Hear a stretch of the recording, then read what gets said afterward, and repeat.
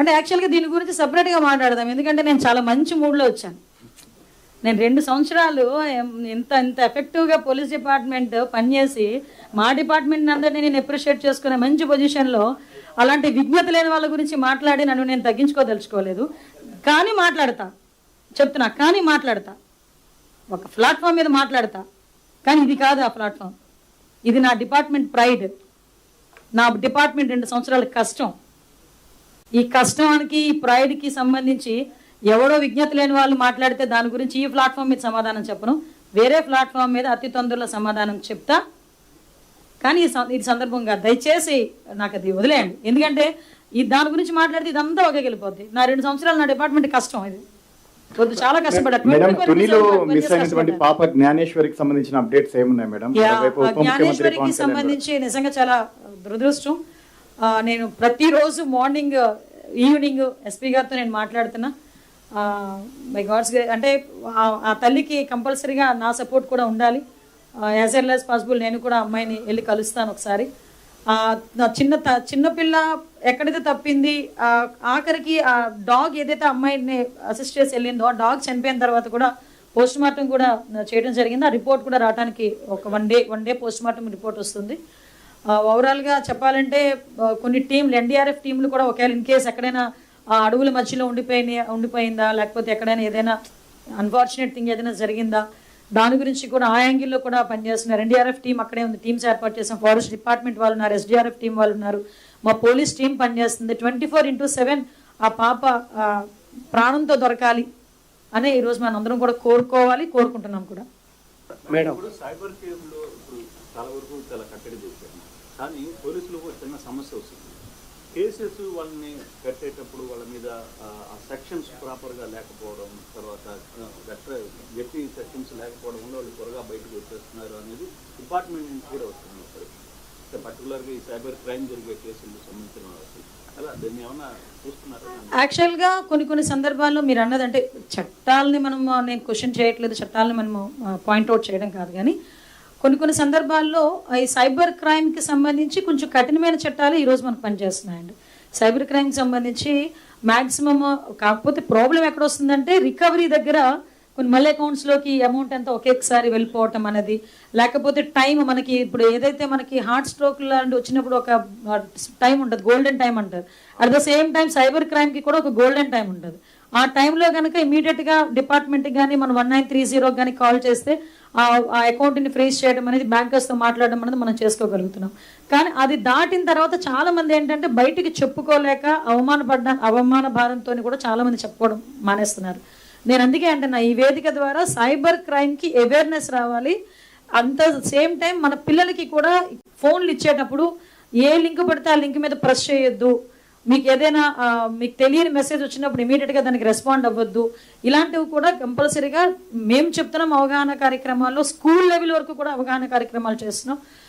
దయచేసి ఇలాంటివి ఏదైనా ఉంటే కనుక డిపార్ట్మెంట్కి 1930కి ఇమీడియట్గా ఇన్ఫార్మ్ చేయమని చెప్తున్నాం. మీకు జాబ్ క్యాలెండర్ ఇచ్చాం కదా, యాక్చువల్గా జాబ్ క్యాలెండర్లో కూడా దగ్గర 2700 పోస్టులకి నెక్స్ట్ జాబ్ క్యాలెండర్లో పోస్టులు మేము ఫిల్అప్ చేయడానికి కూడా ఉన్నామండి. ఒకటే చెప్పామండి, ప్రతి సంవత్సరం కూడా జాబ్ క్యాలెండర్ ఇస్తామన్నాం. మేము ఇచ్చేది లాస్ట్ గవర్నమెంట్ చెప్పిన జాబ్ క్యాలెండర్లో సాక్షి క్యాలెండర్ కాదు మేము ఇచ్చేది ప్యూర్ జాబ్ క్యాలెండర్. ఆల్రెడీ బయట కూడా ఇచ్చాము, అనౌన్స్ కూడా చేసాం జాబ్ క్యాలెండర్స్. అందులోని కూడా దగ్గర 2000 మందికి పైగా పోలీస్ రిక్రూట్మెంట్ జరుగుతుంది. ఆల్రెడీ 6000 జరిగింది, ఇంకా ఫర్దర్. మేడం, గంజాయి డ్రగ్స్ కి సంబంధించి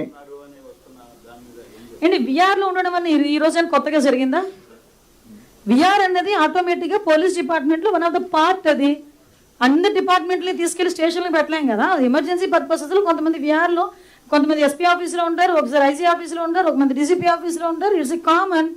ఈ రోజు ఏదో కొత్తగా మేము విఆర్ విధానాన్ని తీసుకొచ్చామని మాట్లాడతారేంటి? ఎక్కువ మంది ఖాళీలు ఉంటే ఇంత ఎఫెక్టివ్గా ఎలా పని చేయగలమండి? 14% ఎలా దొక్కుతుందండి? చెప్పండి ఒకసారి. ఇది లెక్కలు కాదు. ఒక హోమ్ మినిస్టర్గా సెక్రటేరియట్లో ఇంతమంది పోలీస్ ఆఫీసర్స్ మధ్యలో అధికారికంగా చెప్తున్నా, ఇది నా పార్టీ ఆఫీస్లో పెట్టుకొని మాట్లాడితే లెక్కలు అని మీరు అనండి. కానీ నేను సెక్రటేరియట్లో ఇంతమంది పోలీస్ ఆఫీసర్స్ మధ్యలో అధికారికంగా యాజ్ ఎ హోమ్ మినిస్టర్ నేను చెప్తున్నా విషయాలు ఇవన్నీ కూడా. ఇది మీరు ఎక్కడైనా క్వశ్చన్ చేసుకోవచ్చు, ఎక్కడ క్వశ్చన్ చేసినా ఆన్సర్ చెప్పడానికి మేము సిద్ధంగా ఉన్నాం. మేడం, డ్రగ్స్ గంజాయి నిర్మూలన కోసం మేడం ఇక్కడ డ్రగ్స్ గంజాయి నిర్మూలన కోసం ఈగల్ టీమ్ ని ఏర్పాటు చేశారు. అలాగే అవేర్నెస్ ప్రోగ్రామ్స్ క్రియేట్ చేశారు. దానివల్ల ఎవరైతే వాడుతున్నారో వాళ్ళు కూడా ఒక అవగాహన తెచ్చే ప్రయత్నం చేస్తున్నారని చెప్పారు. కానీ ప్రజెంట్ సోషల్ మీడియా అనేది చాలా దారుణంగా ఉంది. ఎక్కడ చూసినా కూడా అబ్యూజ్ వర్డ్స్ అనేది యూజ్ చేస్తున్నారు. దానివల్ల క్రైమ్ రేట్ పెరగడానికి కూడా అవకాశం ఉంది. సో దాన్ని కంట్రోల్ చేసేందుకు ఏమైనా టీమ్స్ను ఫార్వర్డ్ చేయడం కానీ వాళ్ళ వల్ల ఒక అవేర్నెస్ చేయడం కానీ అటువంటి ఏమైనా ప్రోగ్రామ్స్ కండక్ట్ చేస్తారు? యాక్చువల్గా ఈ సోషల్ మీడియాలో పెట్టుతున్న పోస్టులు అండి లీగల్గా మేము చేయాల్సిన పని మేము చేస్తాము. కానీ నా ఒక మహిళగా, తర్వాత హోంమంత్రిగా, ఒక తల్లిగా, ముందు ఒక మహిళగా, ఒక తల్లిగా, తర్వాత హోంమంత్రిగా మాట్లాడుతున్నా.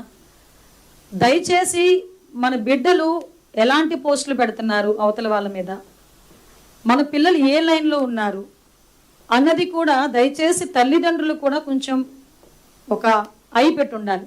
వయసుతో సంబంధం లేదు. అది పెద్దవాడు మాట్లాడినా ఆ కన్న తల్లి ఆలోచించాలి, నా కొడుకు మాట్లాడింది తప్పా రైటా. ఒక మామూలుగా ఇప్పుడు చిన్నపిల్లలు సోషల్ మీడియాలో పోస్టులు పెట్టినా నా కొడుకు పెట్టిందే తప్పా రైటా. నేను చాలా సందర్భాల్లో చెప్తాను, ఇది ఎగ్జిబిట్ చేయాలి. ఆ తల్లికి తెలియాలి వాడు ఏం పోస్ట్ పెట్టాడు ఒక ఆడబిడ్డ మీద. ఒక ఆడపిల్లని కించపరుస్తూ ఎలాంటి పోస్టులు పెడుతున్నారు. కొన్ని సందర్భాల్లో మీరు నమ్మరు, అన్ని ఫేక్ న్యూస్లే, అక్కడ ఏమీ జరగదు. కానీ అఫీషియల్ పోస్టులో అఫీషియల్ పేజీల నుంచి పెడుతున్నారు. అది ఫేక్ అని చెప్పుకునే లోపు వాళ్ళు కావాల్సిన స్ప్రెడ్ చేస్తున్నారు. ఇలాంటి వాళ్ళ మీద లీగల్గా మేము గ్యారంటీగా మేము చర్యలు తీసుకుంటాం. కానీ ఈరోజు ప్రతి ఒక్క చేతిలోని కూడా ఒక మొబైల్ ఉంటుంది. ఒక మొబైల్ అన్నది వాళ్ళకి ఎలా ఉంటుంది, వెపన్లా ఫీల్ అయితే అది వాళ్ళ ఆత్మరక్షణకి ఇంకొకరిని రక్షించడానికి ఉపయోగపడాలి తప్పించి ఇంకొకరిని కించపరిచే విధంగా మారే పరిస్థితులు వస్తాయి కనుక డిపార్ట్మెంట్ తన పని తను చేసుకెళ్ళిపోతుంది. తర్వాత వాళ్ళని వేధించారు, వీళ్ళు వేధించారు అని చెప్పి ట్యాగ్ లైన్ పెట్టి ఏంటి క్యాస్ట్లను ట్యాగ్ లైన్ పెట్టి పెడతారు. అది తప్పు. నేను ఏ నాయకుడైనా బయటకు వచ్చి కొంతమంది నాయకులు మాట్లాడతారు, ఏంటి నిజంగా నేను ఆ విషయంలోని గౌరవ సీఎంగానే నేను నిజంగా ఒక గురువుగా భావించాను. అందరం కూడా అప్రిషియేట్ చేయాలి. ఎక్కడైనా ఒక వర్డ్ తప్పుగా మాట్లాడితే మమ్మల్ని పిలిచి తిడతారు.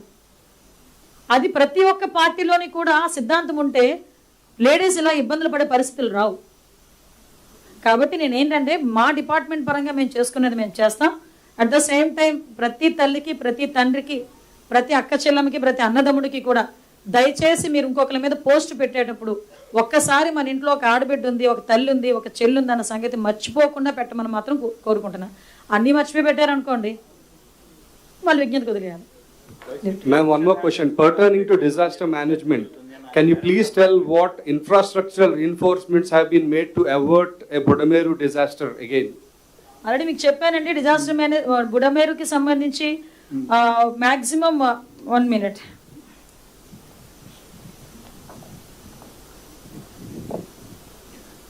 Good afternoon. నేను ఎండిఎస్సీఎం ప్రకాశం ఉన్నాను.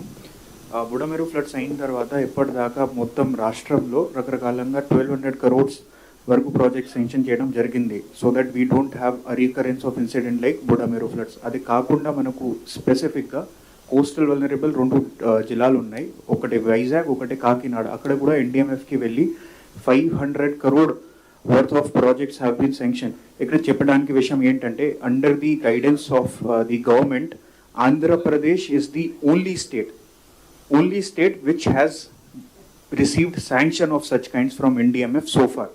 అదే ఒక పెద్ద మాట which we should feel proud of. బుడమేరులో కూడా స్పెసిఫిక్గా కొన్ని specific infrastructure projects have been taken up. అలాగే మనకు ఇంకా వల్నరబుల్ కొన్ని ఏరియాస్ ఉన్నాయి. రేపల్లి ఒకటే, బాపట్లలో కొన్ని పాయింట్స్ ఉన్నాయి, గోదావరిలో కొన్ని పాయింట్స్ ఉన్నాయి. అక్కడ కూడా infrastructure repairs have been done. ఇప్పుడు కొత్తగా కూడా ఈ ఫ్లడ్ ప్రిపేర్నెస్ సీజన్కి కూడా కొన్ని points have been done. Polavaram ఒక ముఖ్యంగా వల్నరబుల్ ఏరియా ఉంది, అక్కడ కూడా 5-6 కోట్ల శాంక్షన్ జరుగుతుంది. ఒక నిమిషం.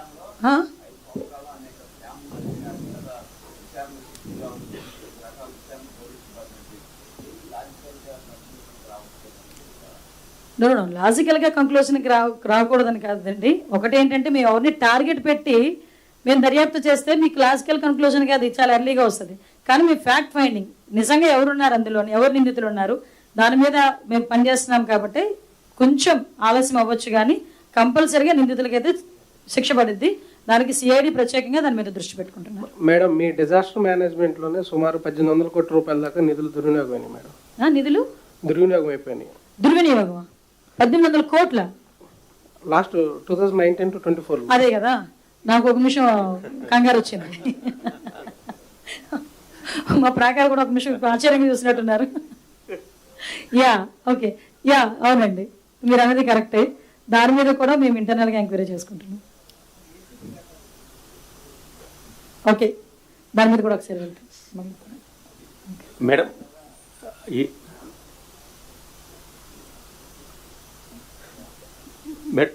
ఏసీబీ కేసు సంబంధించి సార్ ఏసీబీని కూడా నాకు వంటగడితే ఎలాగండి?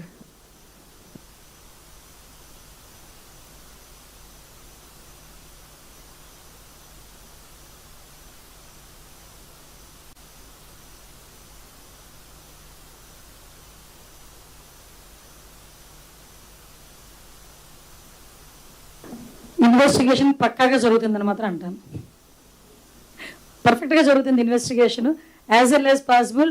ఎవరైతే అందులో ఉన్నారో వాళ్ళందరూ కూడా బయటకు వస్తారు. కొన్ని ప్లాట్ఫామ్స్ మీద నేను మాట్లాడలేను. కొన్ని ఇన్వెస్టిగేషన్ జరుగుతుంది కాబట్టి దయచేసి కోఆపరేట్ చేయండి ప్లీజ్.